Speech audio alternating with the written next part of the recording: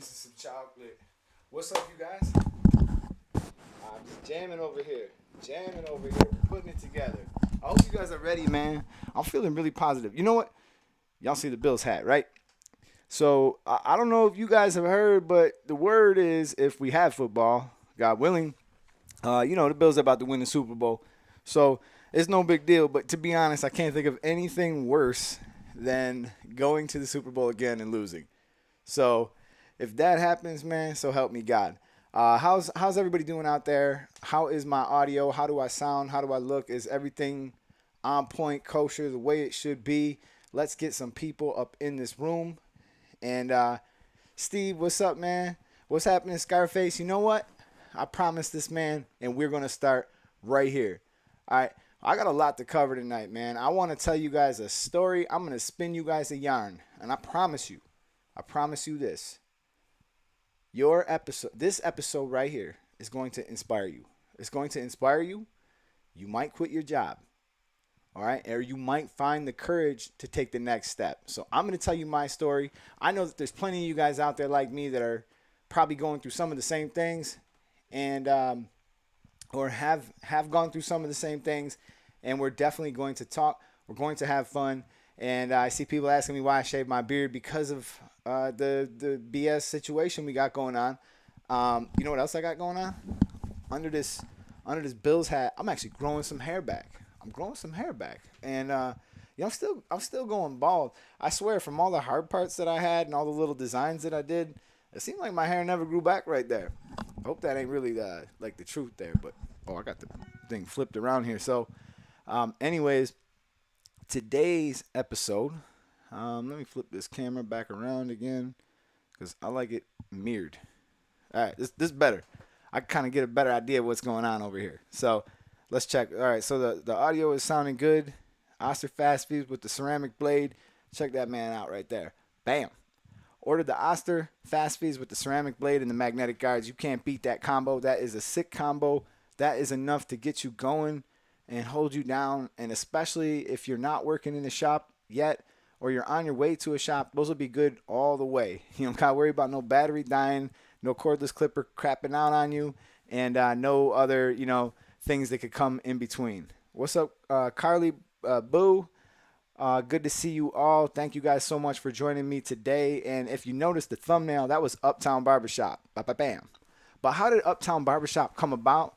I guess we're going to have to start this story. But critique your work. Before I go any further, I promised somebody that I would critique their work, and towards the end of the show, I'm going to critique multiple people's work. So I want you guys to go ahead and send your stuff over to this email address right here, and I want you guys to go ahead and send whatever pictures you want, whatever you want critiqued, whatever you want talked about. I'm not going to get to it right away. As I said, we got some stuff to cover.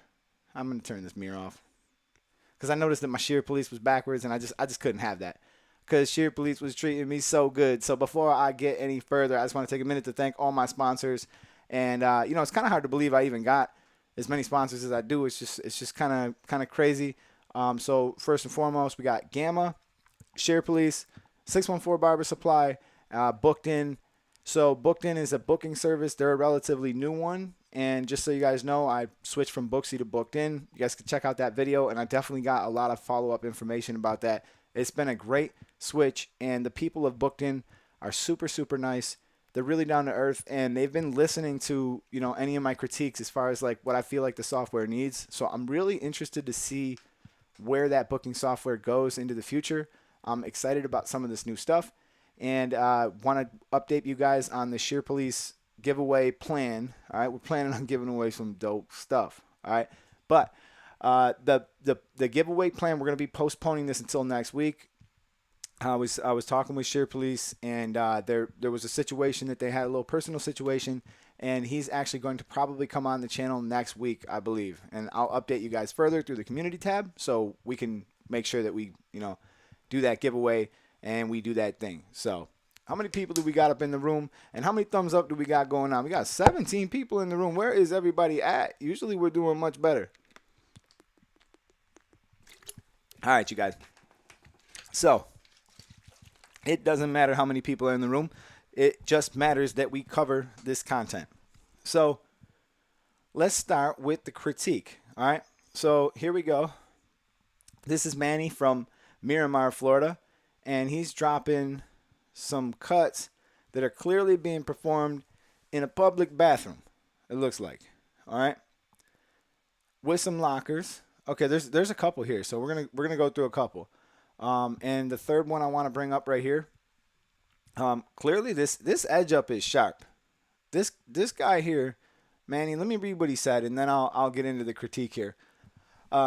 Hey, what's up? It's Manny from Miramar, Florida. I'm a big fan of yours. First off, thanks for your educational videos. It's really helped me cut hair on the side for some of my friends and family. I sent you an email before. I know you must be busy, so I'm trying again. I'm just looking for some feedback. I've been doing this for a couple of months, and I'm going to be on your live today. That's Scarface305. Again, thanks again for what you do, and hopefully I can visit the shop soon. That would be awesome, man. I really appreciate that. And I did have actually the strangest situation with a recent new client. I'll tell you guys about that in a minute. But first off, what could we say about this cut? This cut, let's start here on the right. This cut's fire. I mean, I don't see anything. I'm trying to blow it up, and I'm trying to nitpick you, but I don't see anything at all that would tell me this is a bad cut or that there's much room for improvement here. I mean, this looks really, really good, especially from this side view here. And if I look on these two, in the very back here, if I want to get technical, your edge up looks really sharp. Everything looks really good. I like that picture as well. But if I want to get technical, all right, in the back of the colic, I would just say make sure that you stay against the grain, because this dark spot here, it's a real thing. There's actually some longer hair in this crown, and what I would recommend that you do is take your clippers, which I actually have my Gamma. Thank God I have my Gamma Ergos back, because I broke them like an idiot. Look at my trailer park looking blade, busted teeth and all. And Gamma sent me a pretty cool little chameleon looking blade. And so what I was going to say, though, is to just make sure that you travel against the grain. So if that means that when you get into that crown, you have to come down, across, sideways, whatever it takes to get that hair to be cut all at the same length, so that everything is rocking and rolling, and we get everything going. What's going on, Lewis? It's good to see you, man. Thank you for joining into the live. I know you guys in the UK, man. I love you guys, because I know you guys be staying up till like 2 in the morning to catch my show, and most of you never ever miss. And my man Steve's, I gotta thank you too, man. I know you bought a pair of Shear Police shears, and that helps my channel grow, and that's also gonna help you too, man. I know that you're gonna love them, and I think I really appreciate you guys taking the time to visit my sponsors. And again, you guys can use my code on all this stuff. Do you guys recall? What's up, Montreal? Did you guys recall that we had a guy who was, I think he was 16 or 17, and he won the last giveaway, right? Well, I don't know if he's in the room right now, but I had sent him a bunch, a couple extra things to hopefully get him going. I hope he's in the room. I wanted to know if he got him and what the story is. Okay, so this is also from Manny from Miramar. Same guy. Looks like he's cutting in relatively the same location. He's got his shop stationed in a bathroom of some kind. But you know what? I absolutely respect that. And that is exactly what we're talking about tonight. And I'm going to get to more of these critiques. I promise you guys. I definitely got a whole bunch here that we can go through. But my man Manny has been he's been sending me these, and I felt bad that I didn't get a chance to review them in the last video. The back looks really clean here. I like what you did here. If I'm looking at the outer edges of this cut, it looks beautiful, and it looks well blended in. It looks pretty good. Now in this front, where his front edge is, so let me get rid of this picture, because I feel like I need to get in this photo a little bit. All right, so y'all see, wait, if I point this way, you guys see in the very front right here, all right, sometimes when people edge the front up, they tend to push the front back a little bit, and it gets very difficult when clients come in after, you know, a long period of time, or maybe they cut it themselves a little bit, or whatever happens, or even when you're doing your cleanup phase of the hair. So what I would tell you guys to do in this section is try to minimize the amount of space that you go back on this area, and let some of that hair grow back. But I know, again, some of this isn't your fault. Some of this is by the client, and it's not really your fault. But I'm also taking a look at the environment that you're cutting in. You have these fluorescent lights. It's probably a terrible situation, and the type of work that you're pulling off in this situation is pretty damn good, and especially since you've been at it for a couple of months. I see these videos that just drive me crazy where they're like, hey, you can learn how to do everything you ever desired in 4 minutes if you just watch my video and give me the view. But we all know this ain't a fast thing. This is not easy, and that's why you're going to fail every time from one of them junk videos, and you really need to put your head down and work. And I know for a fact that this kid, Manny, is putting his head down and he's getting to work. Otherwise, he wouldn't be sending me stuff like that looks that good. So I'm telling you right now, my cuts were nowhere near as good as yours only a month or two in. All right. So let's get into the brass tacks. People of the quarantine. All right.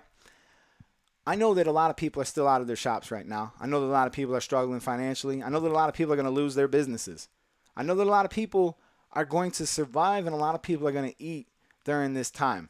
So I just want to tell you guys that when your barbershop does open, if you're in one of those places, and also I wanted to ask you guys, is anybody down below, anybody in the comments, do you guys own your own shop?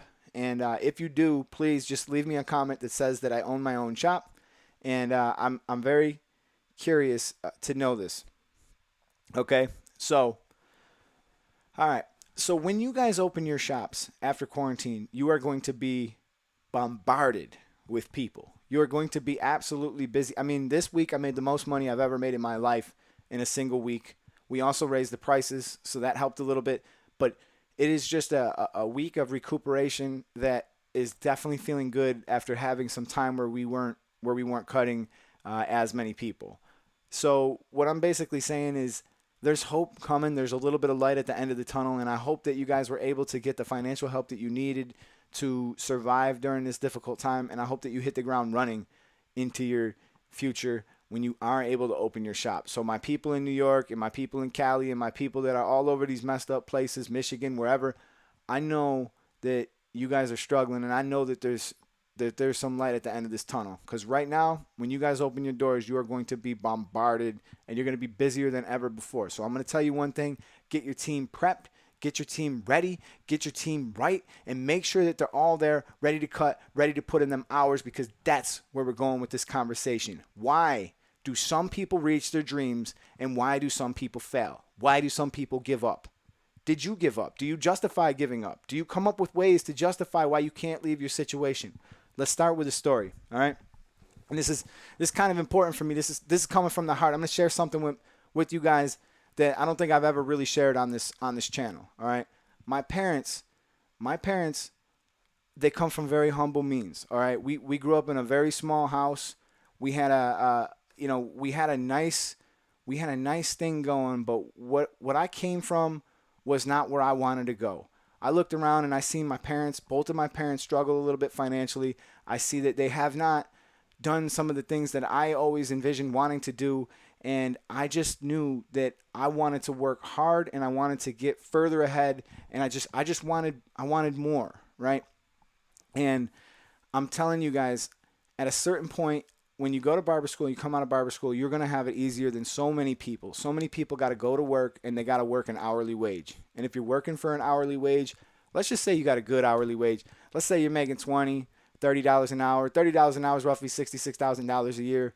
Nothing to sneeze at, all right? And if you're happy in that job, God bless you. You should do it. You should keep doing it, and if it's making you happy, do not make any changes. But for about 3.5 years, I worked at a factory for all the wrong reasons, for every wrong reason you could imagine.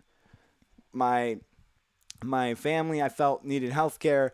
I had all these ideas about what this company would be like. I don't want to talk about what this company is, but I'm just telling you guys right now, I was so miserable, all right? I went in with a pit in my stomach every single day. I couldn't stand being there. I watched the clock. Every day went by. It felt like a year, and I felt like I was just drowning. And part of the reason why I felt like that was because I came from barbering, and I knew how much money I was worth. I knew what my value was. I knew that I was used to making $400, $500, $600 a day. And I just went to a place that I was lucky to make $600 in 2 weeks. But I justified it. I said, you know what? This is secure. This is security. But it wasn't, because at any moment, you could put in years at that company and you could be gone like that. So there was no real security. It was a perceived security. It wasn't even real. It was fictitious. I made it right up out of my own brain. I justified it. Well, my friends came to me and they said, Ed, you were killing it in the barbershop. Why did you leave? I wish that you were still here. I wish that I could still be your customer. I said to him, oh, I'm on to different things. I got a little burned out. I was making it up. I wasn't burned out. I was there for all the wrong reasons. I wanted to be at the barbershop. I wanted my dream. My dream was to own my own shop when I was 15 years old, and I let that dream go down the drain. And I don't want to see it happen to you. I let that dream go. And I'm not saying I should have bought it when I was 15. I thought about it when I was 15. I thought about it when I was 16. I kept thinking about it, and I didn't take the steps. I didn't take the steps to make that happen. And I justified all these reasons. I'm broke. I come from a poor neighborhood. I don't have the financial backing. I don't have the ability to run my own shop. Maybe I don't even have the brains to run my own shop. But I let all that just simmer in my mind. So at the factory, what I did was this. And if anybody's in the same situation, let me know down below.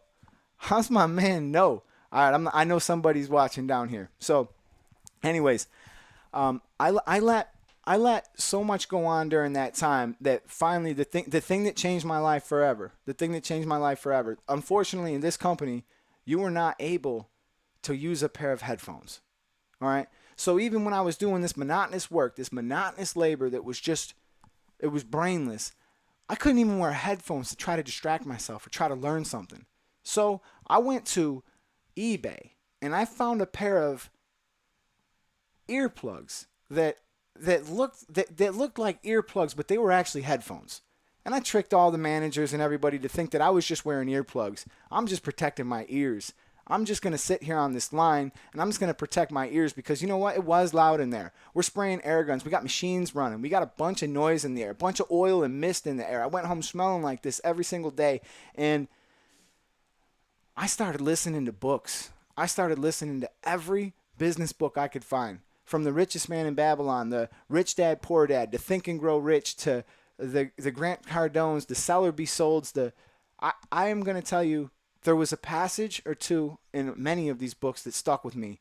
But every day, and every book, and every piece of knowledge that I gained, I felt worse about going to work. I felt more sure about myself succeeding in the business world. I started to think, as they said in Rich Dad, Poor Dad, there's a passage there. He has two fathers. He's got a rich dad and he's got a poor dad. There's a little more context in this, but this is what's important. His poor dad told him to go get a job in a factory like that maybe. But go get a job. Go to school. And once you get that job, get that secure job and work your way up the ladder till you reach the top of that ladder. It's good advice, right? A lot of people are going to follow that. But the rich dad said, why would you climb someone else's ladder? Why would you climb someone else's ladder? I don't want to climb someone else's ladder. I want to own my own ladder. I don't want to wake up and work for somebody every day in my life. And you know what? When you're in the barbershop and you're working in somebody else's barbershop, you are still in control of yourself. You are still in control of your own financial future. And a lot of you guys will blame the owner.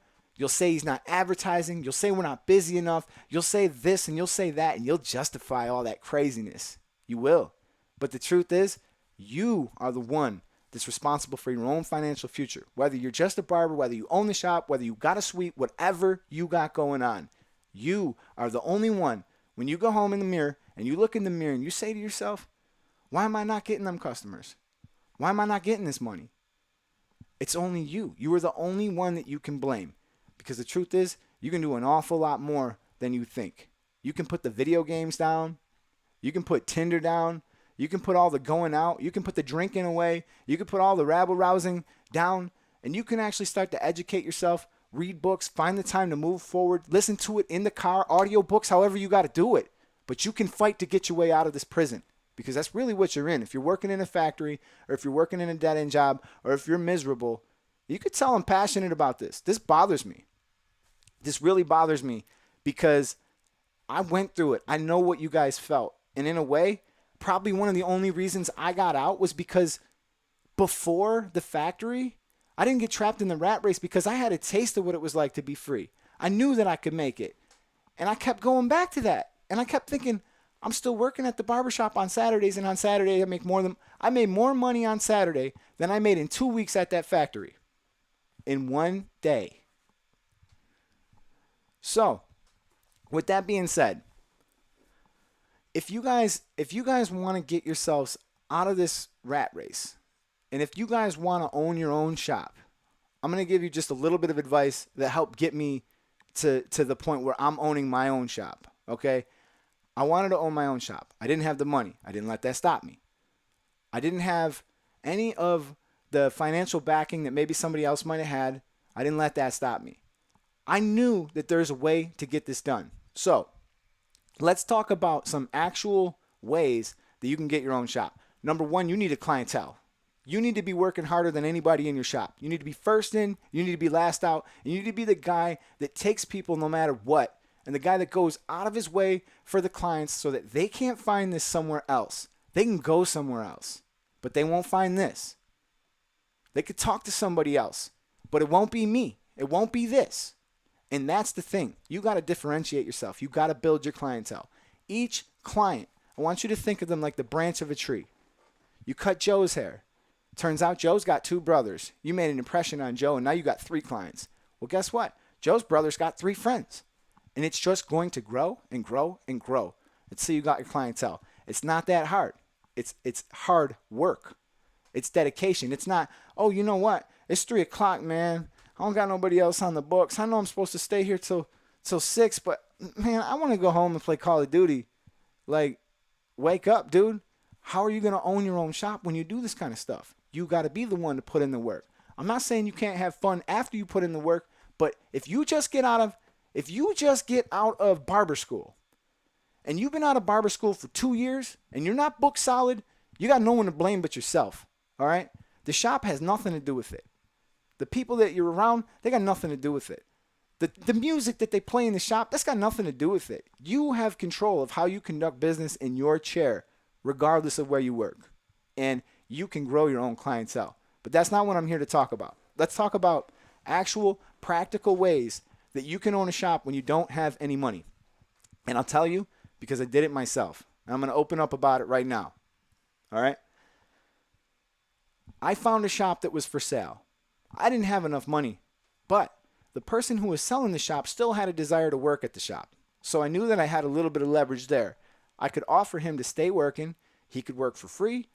In my barbershop, people work for commission. In a lot of barbershops, people work for rent. In a lot of barbershops, there's actually hourly wages. Okay? So however your barbershop is structured, in my situation, I could let this person work for free. And I added up what I would think would be fair if I was to let him work for free for a year. All right? Now, you not having money before this all goes down, it's not really that big of a deal either. Because let's say you settle on a price, and I'm just going to throw out a fictional number. Let's say you throw out a price. Let's say it's $20,000, $40,000. Let's say it's $40,000. All right. So you tell them, okay, you know what? I want to buy your shop. You want $40,000? I get it. Okay, cool. Let's figure out how we can make this happen. You work for free for a year. All right. I'll tell you what. I'll take $10,000 off. So now I owe you $30,000. All right. At the end of that first year, if you want to work for free for another year, I'll do that again. I'll let you work for free for another year, and that's $20,000. So you've already cut that amount in half. And if you've been doing what I said, you build a clientele and you save some money, you should at least have $10,000 sitting there. Just $10,000 sitting there ready for this project. And if you're buying cars, if you're buying stupid things, if you're spending money on video games, if you're blowing dough on stuff that doesn't make you money, if you're buying liabilities instead of assets, and you don't know the difference, then you need to focus on this. You need to listen to what I'm saying. So when you get right down to it, there's a lot of ways that you can work this. And one of the ways that you can work this, and one of the ways that I work this, is I said, listen, I'll pay you X a month. So once I take on the shop, I'll take on all those responsibilities. I'll find people to work it. I'll work harder than anybody else. I'll hit the pavement running. I'll edit the videos. I'll get people here in this shop. I'll turn this place around. And when I do, I'm going to turn a profit. And when I turn a profit, I'm going to pay you back. So we make this arrangement that if I miss one payment, because I know I won't, if I miss one payment, you can have every dollar I gave you back, and you will own the shop again. Who's going to turn that down? No one. No one's going to turn that down. Puts a little more pressure on you, but you know what? You didn't get in this business to fail, did you? You got in this business to succeed. And when you absolutely have to, you will. You will succeed.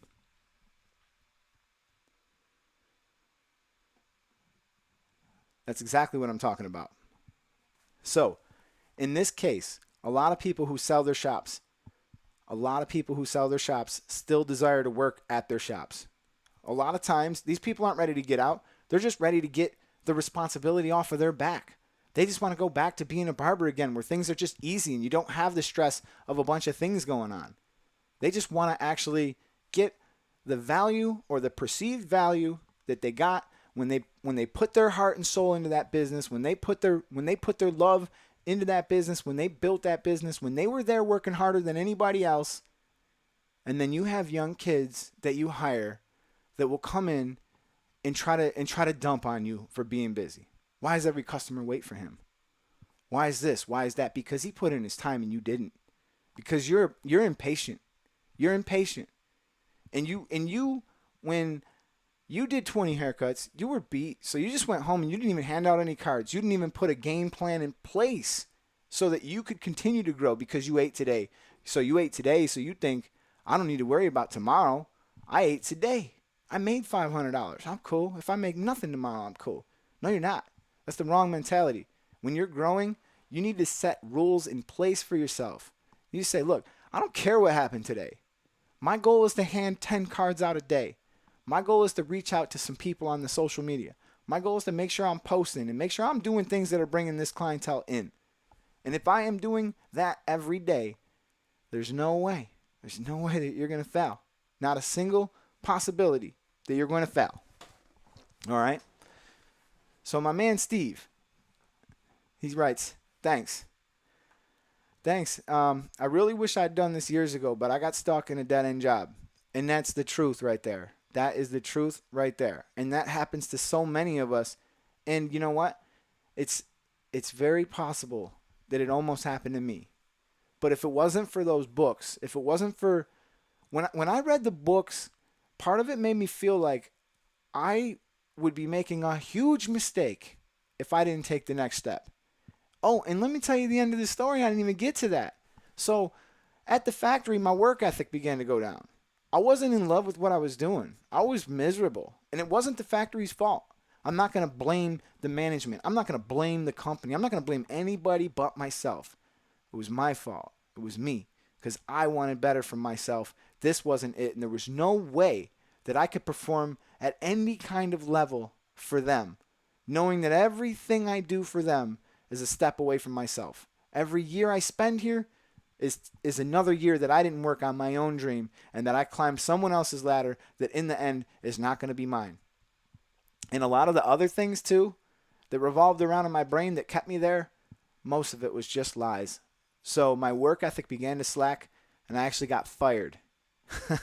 I got fired, baby. They canned me. And it was, I can't even really explain it. Like, getting fired from that job was the best thing that has ever happened to me.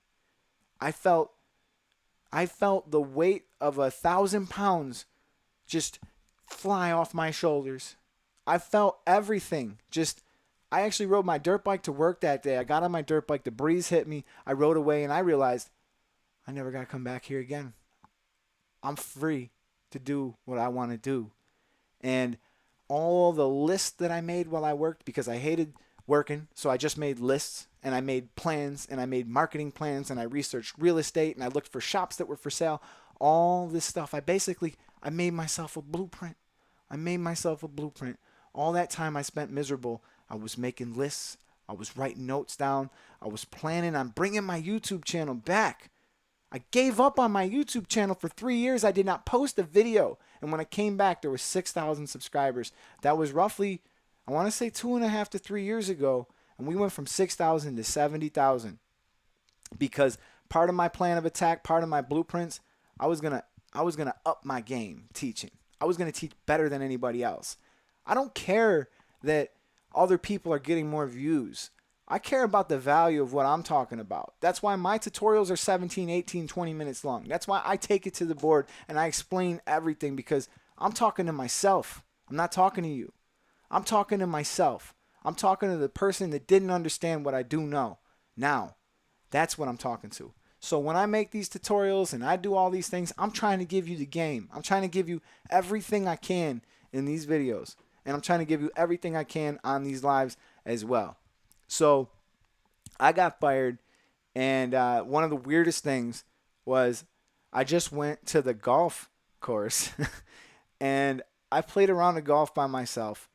I was so happy. I was so happy. I didn't even think about jobs or anything like that yet. I didn't even think about nothing. I just needed a personal moment to realize that I'm totally free. I could do whatever I want now. And by the time I got home from the golf course, the barber school that I worked at for years, they called me out of the blue. They had no idea. And they called me and they says, Eddie, listen, man, I lost another teacher. Can you find any time in your schedule to come back? And I says, well, you know what? My schedule just opened up. Yeah, I can come back to the school, which is gratifying. That was like food for the soul. Being there around other like-minded people, people who were going through those same things. I needed that. I needed to be there. I wanted to be around that. I wanted to help others. And I went right back there. And I picked up them 2 days. And then one of the guys at my shop that I was working at on Saturdays, he quit too. So the guy who owned my shop, he calls me and says, hey, can you work any extra days? I say, yeah, you know what? My schedule just opened up. It just opened up. So here I was. I didn't even call nobody, no nothing. It was like someone above was looking out for me, and I didn't even have to find a job. I didn't even have to sweat it. So what I'm telling you guys, I guess, is this. If you find yourself in this situation, if you're stuck in the rat race, if you're afraid to take that next step, all right, I'm not telling you to do anything reckless. I'm not telling you to put your family in jeopardy. I'm telling you to educate yourself, make a plan, work your plan, and plan your work and work your plan. If you make a plan and you execute it and you break it down into steps, what specifically did I need to do to get my clientele back? I got my clientele back, by the way. I've been barbering since 2003, mind you. I was a lazy barber. I didn't find the clients the way I should have. I didn't put in the work how I should have. I made so many mistakes with that. I moved around too much. I left shops I shouldn't have. I burned relationships. I burned bridges. And I was immature.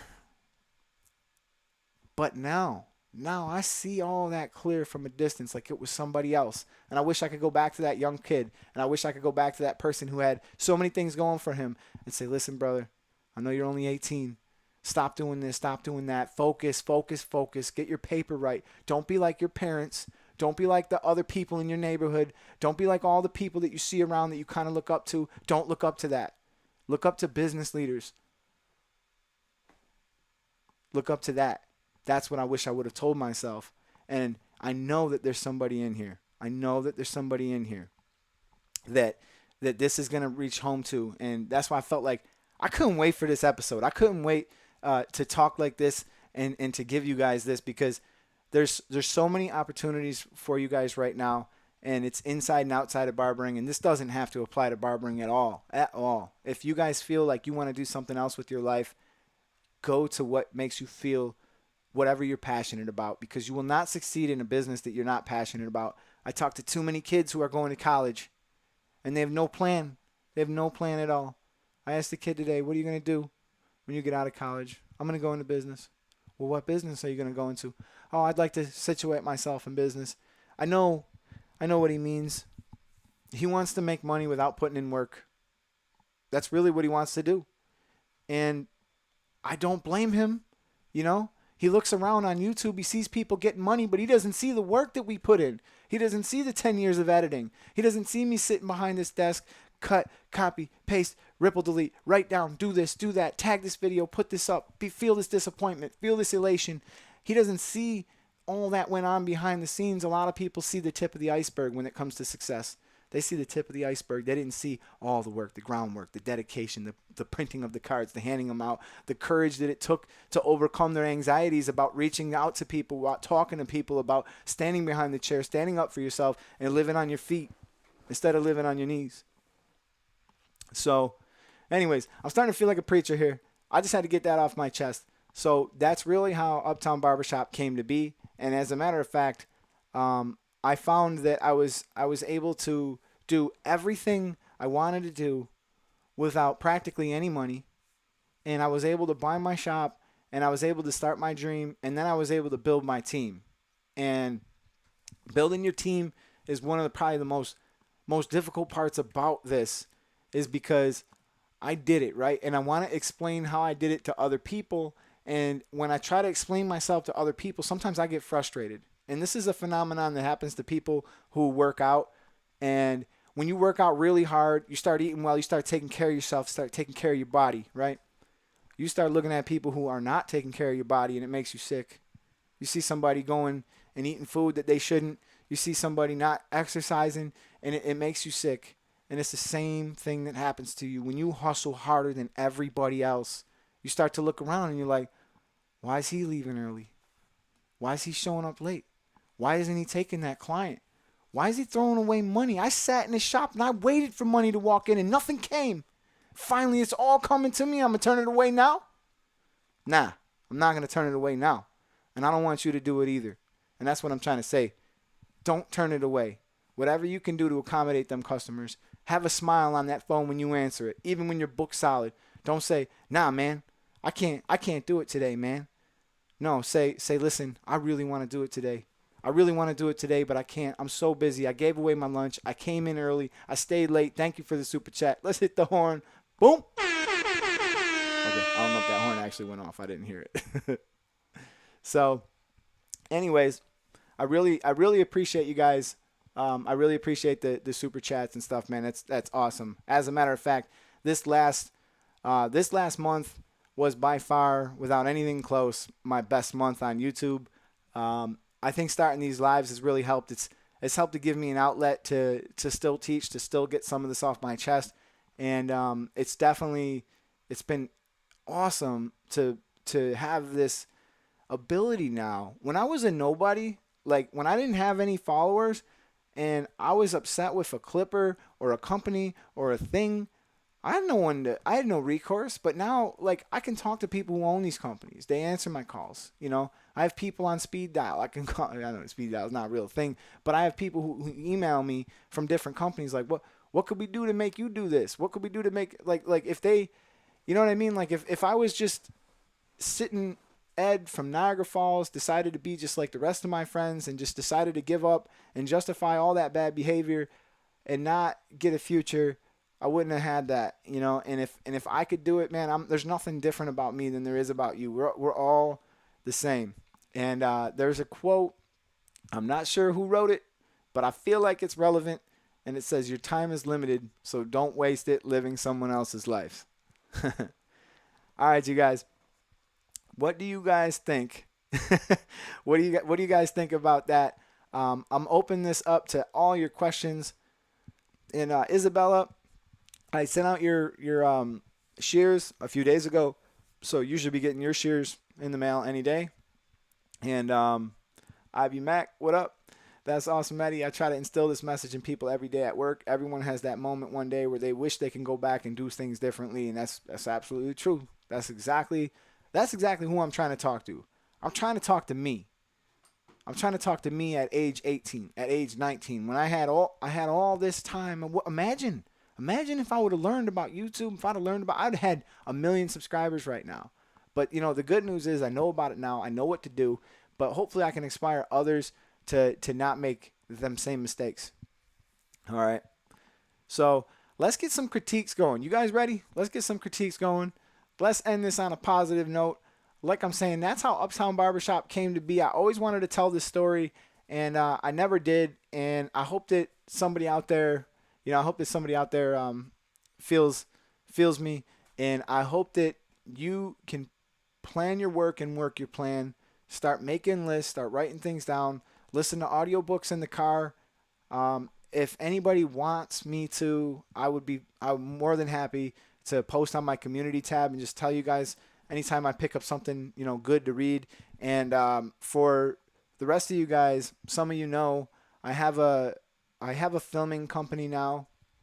I took this YouTube thing and all this editing and all the stuff that I learned here, and I realized that I could leverage it and I can make money through another channel. And during the situation, I actually leaned pretty heavily into that business, and we did really, really well with it. We did really well with it. So it was just another thing on the road. Appreciate you, man. All right, super chat. Thanks for all the work you put in for free to help others. I appreciate that, man. There's people telling me to start a Patreon. I don't want to do it. I don't want to charge anybody for this. I just don't feel it's right. I appreciate everything I get. I think that I'm going to get right where I want to be, just like this, and I have no desire to charge you guys for anything. I really don't. I know that a lot of people do. I'm not knocking any of that. I just have no desire to do it. I want this game to be told, not sold. I remember working in a particular barbershop when my skills weren't where they are today, asking for help, and not really getting it, because I think the people that were in that shop, they didn't either want to take the time to teach nobody, or they wanted to kind of hoard the knowledge to themselves, and I never felt like that was fair. And again, there wasn't resources like there is today. There was no YouTube. There was no place to really go on the internet where I would receive like really good information. I pretty much had to learn in my time from others, and by just trial and error. And Supercuts taught me a lot. It really did. Someday, I don't know if the statute of limitations is out on that thing. Someday I'll tell you guys my Supercut story. But all right, let's start with Adrian Flores. He sent me a cut here, and we're gonna rock and roll through some of these. All right, Adrian. All right. First off, I'm gonna tell you this: this guy right here, he's got hair that's tough to fade. I could tell that this thing is gonna pick up every little mistake, and I could tell that you did a really nice, thorough job on this. And again, I'm always paying attention to where you guys are cutting hair and the lighting situation, because if I could tell you anything, if I could give you any advice, it would be to make sure that you invest in some kind of a decent light. I mean, I have this $30 light here. This one could get you by. It's pretty bright. You can set this right on a station. If you attach a little Gorilla Pod to it, you can actually change whether it's cool or hot.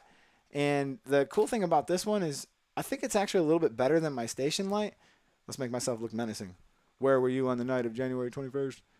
No, but really, I think this is actually a little better than my station light, because my station light is so bright that sometimes when I try to go look at the mirror, it's blinding me, and I'm not able to see what I'm doing. So I'm always keeping an eye on that, and I'm going to tell you right now, it looks like you did a pretty good job on this hair. The only thing that I would say is if it was blown dry back and styled, it's very, very easy to see mistakes in this type of hair. I could tell that his hair is very fine and very straight, and it has a slight amount of curl towards the front, and I know that this hair grows out, not down. So I would say you did a nice job. This is the other side of the cut, and again, on this side, I would just recommend that you leave a little bit more weight in the parietal ridge area. So if you took a comb and you placed it flat on the side of the head, a way to really get good results in your blends is when you take that comb and you place it flat on the side of your head, right where it begins to leave the head. I know I got my glasses on, so it's kind of hard to see, but right where it begins to leave the head, try to leave that at a number 2 or a number 3, and then go work your steps like we've talked about, and see if you can try to keep that darkness to help cover this up. Because this is not Adrian's fault, by the way. This client's growth pattern juts forward, and that's definitely a difficult thing to deal with. So the way that I would try to mask that is by leaving a little bit more weight up there. But other than that, dude, I think you did a great job, and I don't think it would have been a whole lot different if I did it myself.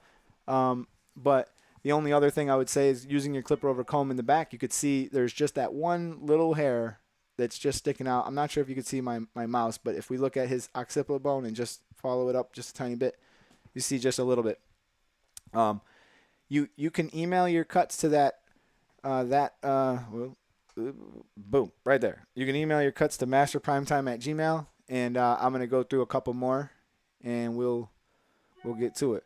My man Ivy Mac, Ivy has a horseshoe up his rear end. I don't know if you guys noticed, but he for real, he's got a horseshoe up there. He has the ability to win anything. Okay, this is a self-cut critique. I gotta be honest. It's pretty damn good. That's pretty damn good. See, Ivy, me and you are suffering from the same.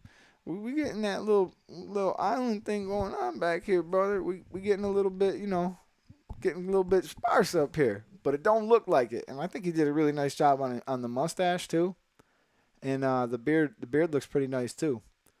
So on the whole, even when I do self-cut myself, I would say that this is really good because it's difficult when you leave this length of hair on the top, and then even doing this edge up is tough. So I gotta give you props, man. I gotta give you props. That's a really nice cut, really good. And I like the way you put your picture together too. I think it looks really professional. And when clients look at that, oh geez, this is a whole shop poster, dude. I've always wanted to do this.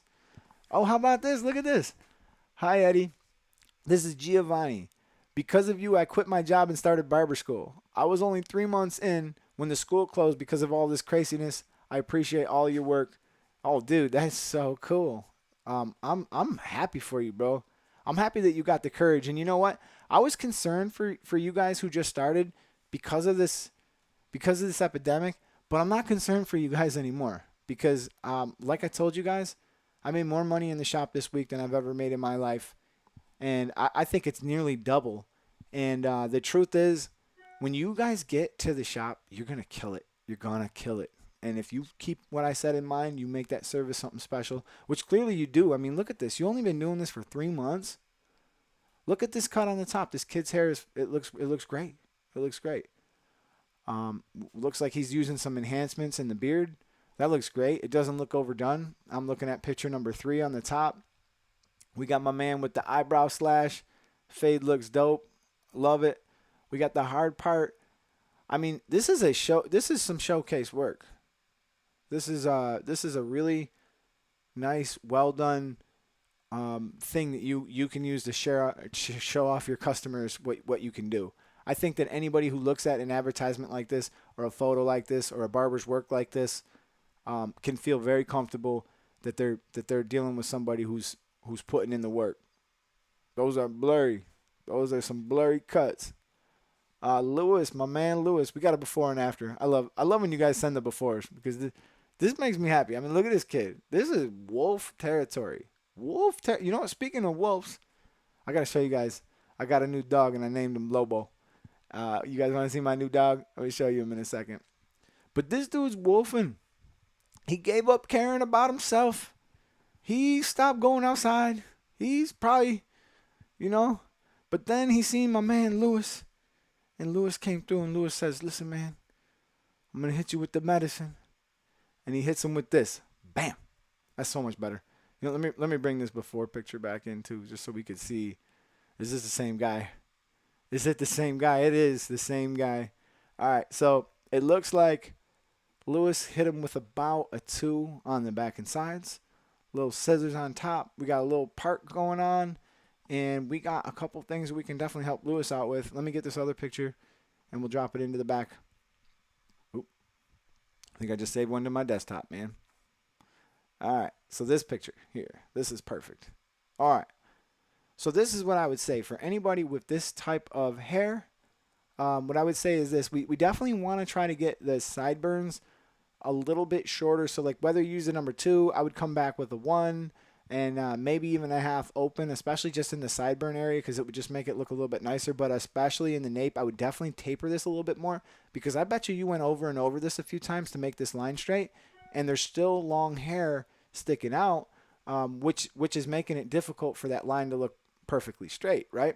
So if you taper that down a little bit more, it's not only going to grow back a little bit better, but it's going to be easier for you to make it straight. It will. Let's see. Sound output. H6 headphones. Why is it not coming through here? All right. So anyways, yeah, let's see. So that's what I would tell you, to just go ahead and taper that down. The other thing that I was going to say is, if you have texturizing shears or any type of shear over comb, you do any kind of shear over comb work, I could definitely say that if you took this hair and you combed it directly down, let me move these pictures. Last thing I'm going to say, if you take this hair and you combed it directly down after you wet it, you're going to be able to see any little imperfections, and you'll be able to 86 those and use some shear over comb. We talked about it with the shear over comb. We want to just cut and lift and blend that in, and you're going to see that you're just going to, like this cut, if I was to just touch up this cut, it would only take me about a minute to just put it on fleek. So you're really, really close, and I'd say it's pretty good work.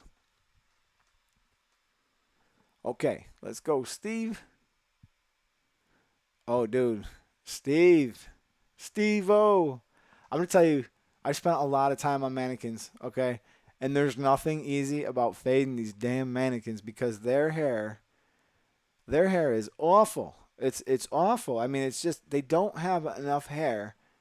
And it's clear that my man Steve is trying his best. And I'm going to tell you what, this side of this fade looks phenomenal for this mannequin. This, I guess this is the mannequin's left side. You did a really, really nice job blending this and everything like that. And remember, it's really hard to do this on a mannequin. And on this right side, again, taking into consideration that this is a mannequin and that most of these mannequins have varying degrees of density, I think that actually looks pretty good. But there is a critique in here that I could definitely say on this right side here. Let me drop this in. That was the other side there. So on this right side here, I would just say be a little careful with your clipper over comb. Try to leave a little bit more weight in this parietal ridge. And this is just like a client with difficult hair. You want to make sure that you leave yourself a little bit of darkness up there, and you're going to be able to blend that in without a problem. You're going to be able to blend that in no problem. And overall, I like the picture too. I like this one. He took it in the backyard and he hit it with the portrait mode. I always think it's cool to just try to go the extra mile with the pictures, especially if you're trying to advertise yourself. And in the very front, again, you guys, I can't tell you how important it is to have a pair of texturizing shears.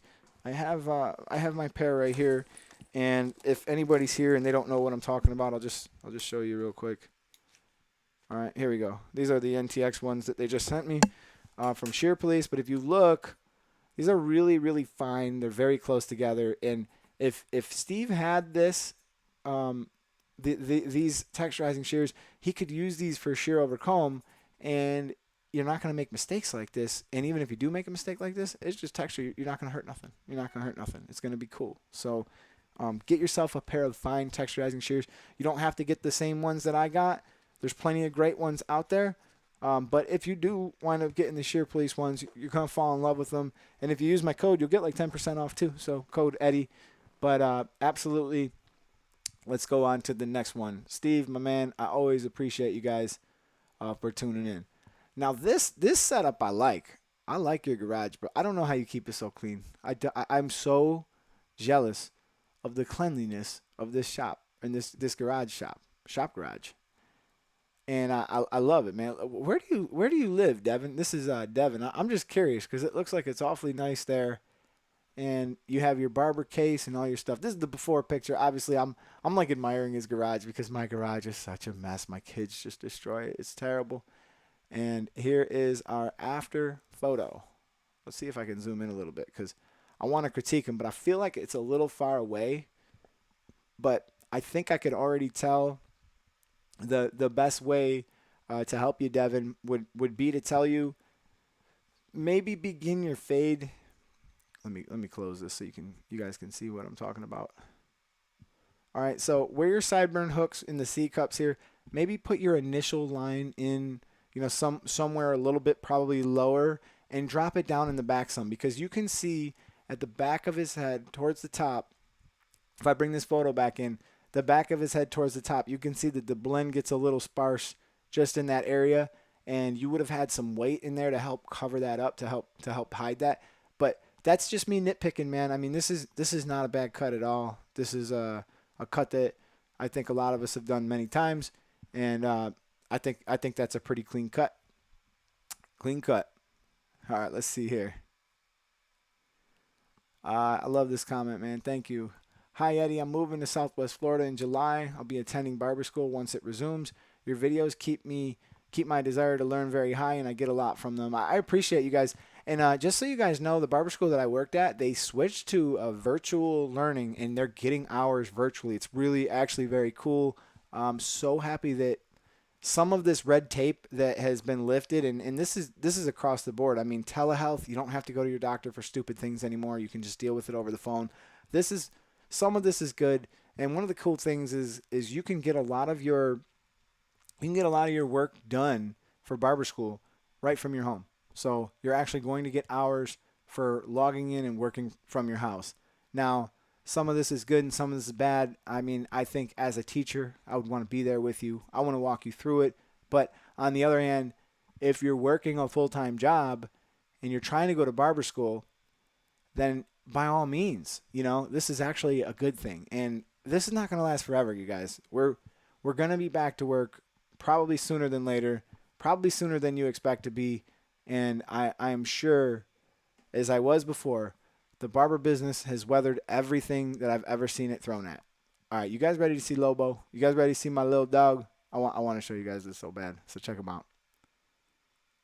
That's my little man. That's my little man. So I'll just tell you guys one more short yarn. All right, because then I'm gonna do one more critique and then I'm out of here. All right, and this dog, I knew it was gonna be mine when my neighbor brought this dog home, and she was walking him out front. She just got him, saved him from a shelter. He's a rescue. And I went over there, and I'm nosy. I'm a nosy neighbor. I'm like, oh, I see you got a dog. I went over there petting him, talking to her, and I told her, listen, if this dog ever becomes too much for you, I was half joking. I'll take him. Half joking.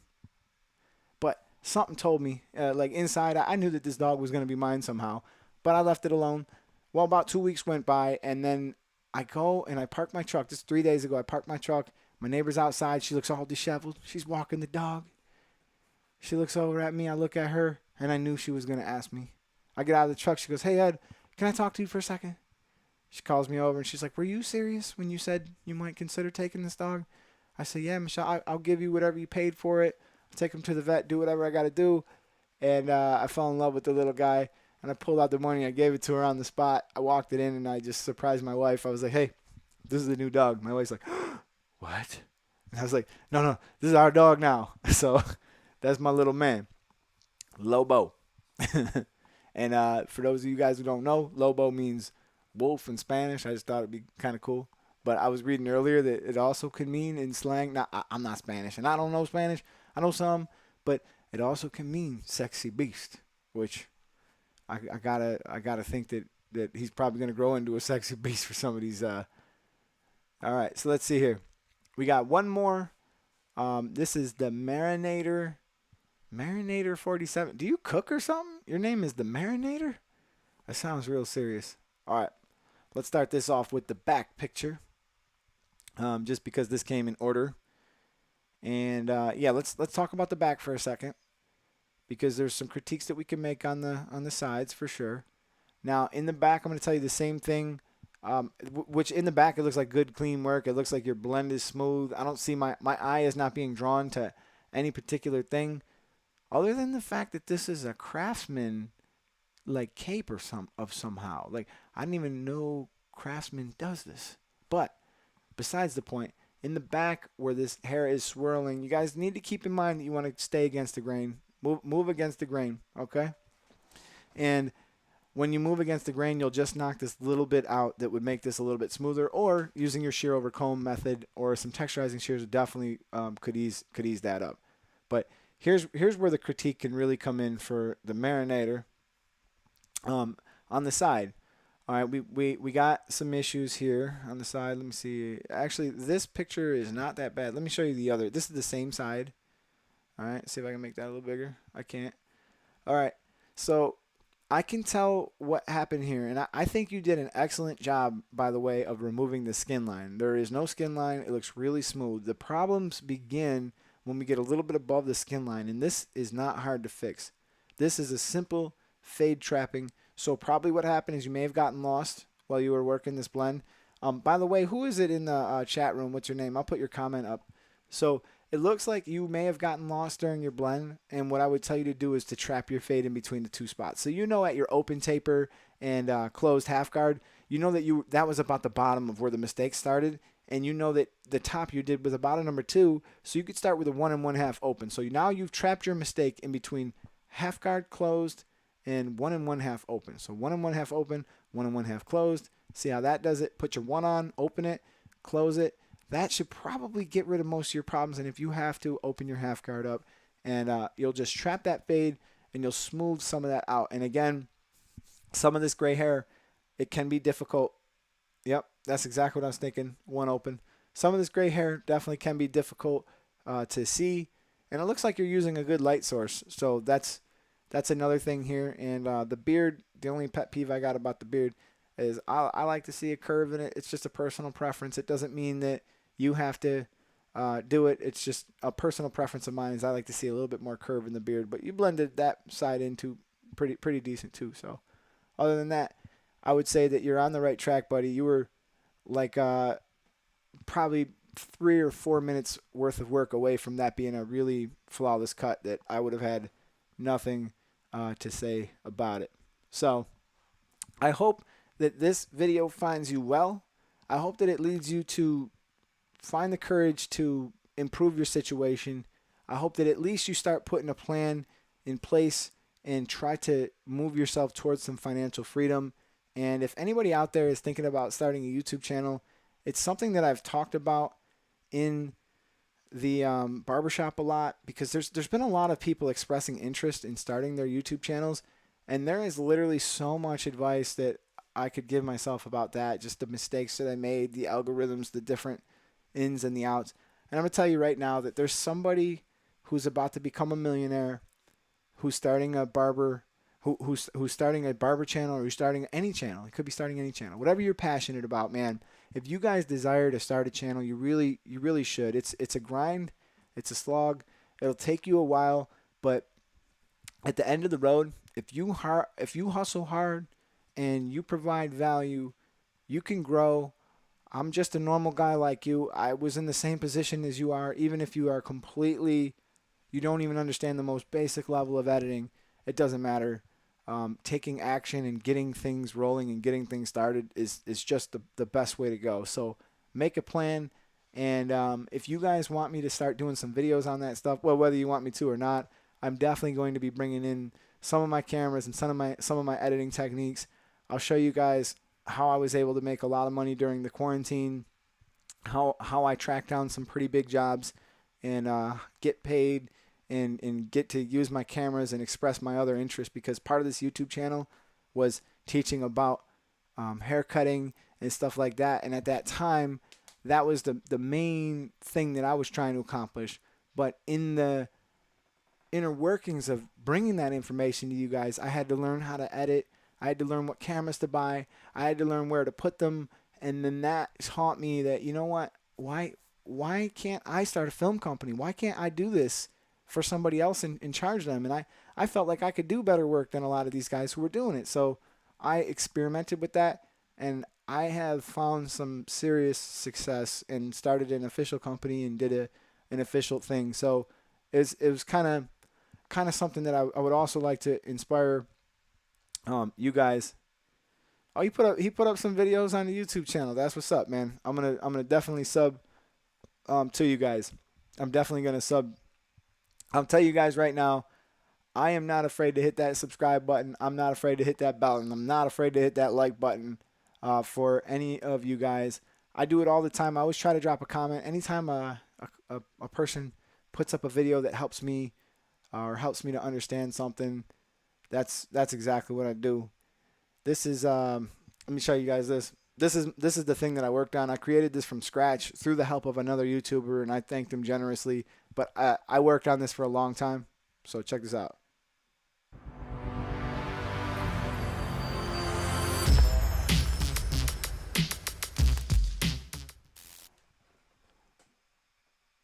All right, so this is kind of like something I can throw at the end of videos to help to advertise myself. And I actually created that completely in Scratch in Adobe Motion, and it was a pretty big undertaking. Like, actually, if I just drop this in here for a second, just to show you guys, all of this was created from scratch. Like, the logo is dropped in behind like 4 layers of text. Some of those layers have a blur on them. Some of those layers have a light on them. Those girders in the back, that was all just one photo that I recopied. The ground is cement.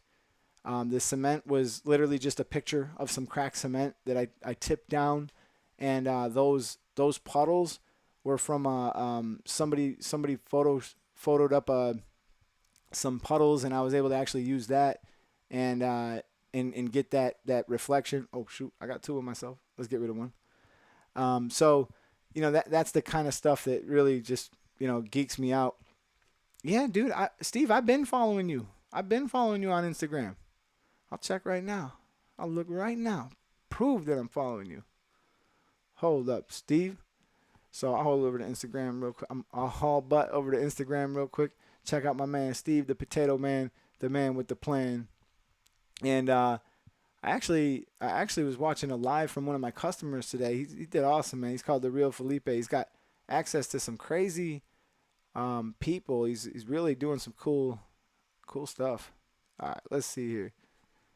At Steve.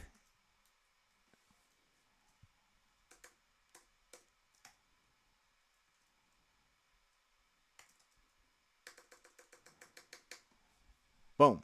Proof. Following you, buddy. Here we at. Where we at? Let's see here. Steve, what is your Instagram? What is your Instagram? I just want to look it up because I'm almost 100% sure that you asked this before, and then you know what? It's because I'm on my creative media account. That's why you're not popping up. Hang on, let me switch back over to. I don't even know how to do this on my computer. I have 2 accounts now, and the other one, I'm gonna ask you guys eventually to head over to Creative Media Naples and give me a follow over there. Because I'm going to start getting some of my stuff, my video stuff is going to start coming up on this channel. So that's at Creative Media Naples. And it's actually a little bit easier to contact me there too, because I get kind of bombarded on my other one. And sometimes it's hard for me to find certain people like my man Steve here. And pretty soon I'm going to ask you guys to follow me on that, check me out. And did you guys notice Juan sent me a picture of a type of trimmers that looks exactly like the Gamma, the new Gamma's Evo, which I'm really excited about.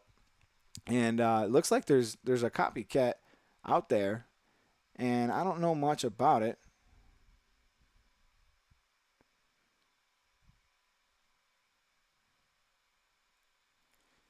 I really don't. But anyways. Rusty Blades Mobile Barber. Oh, shoot. Maybe I'm not following you, Steve. I could have swore I was. Yeah. What's up? What's up, Steve? I've been following you. You see that? It says following. I knew it. You got a mobile shop? Oh, you got a clip of me on there and everything. I appreciate you, buddy. You know it's all love over here. And he's barber in training. He says even for a free haircut. Man, you better start charging, buddy. You're going to be taking up all that business. Don't be afraid to charge. And one of the things that sucks about when you first start and you're doing like free haircuts for people is when you do get good, a lot of people are so used to, oh, Ricky, I got you, man. I'll follow you back for sure. I'll make sure I go down here and I'm just going to hit follow. For anybody who follows me right here, I'm going to follow you right back. I got kind of a meager following on my creative media account, but that's because I literally just opened it only a couple days ago. But yeah, so anybody who follows me, what I do here is like I'll literally go here right now and I'll just hit follow back on literally every single person because I don't understand why we don't all just do this for each other. But and by the way, there was also another funny thing that happened. I gave away a $50 gift card at my shop to the worst cut during quarantine. It was kind of fun. I had all my clients that took a whack at it. They sent me a picture and I picked the worst one. The guy came in today and now he gets a couple free haircuts. And it's just kind of kind of funny, and he was all like thumbs up. He's like, well, at least I get something out of it. He had no idea that he won the contest. So it was kind of funny when he came in today. I was like, well, guess what, dude? But yeah, when you do get good at cutting hair and you've been doing it for free, sometimes it gets difficult. So, all right, you guys, once again, I want to thank you guys for hanging out with me. I really appreciate you guys coming and checking in on a Saturday night. I know this wasn't my normal class. We're going to get back to some tutorials. We're going to get back to some important topics, which I have yet to figure out. But come next Saturday, I'll have something figured out by this. I hope you guys liked this class. I hope you enjoyed it. I sure enjoyed it. It let me vent. It let me get that frustration and that stuff that I feel for some people that I see making the same mistakes that I once made. Well, this is the YouTube Barber Academy. I am Mr. Eddie Barber, and I'll be your host next Saturday. And in between now and then, I'm going to be dropping a video about how to erase the skin line. And I know we covered it here, but I'm going to make it a lot easier, a lot faster, and give you guys something to reference back to when you're struggling with that technique. Other than that, any one of these companies that you see down below, Shear Police, Bookedin, Gamma, code Eddie will get you a discount with them, and it also helps the channel grow. And again, I love you all, and thank you guys so much for checking out the YouTube Barber Academy. And until next week, I'll catch you guys live next Saturday, 8 p.m. Peace.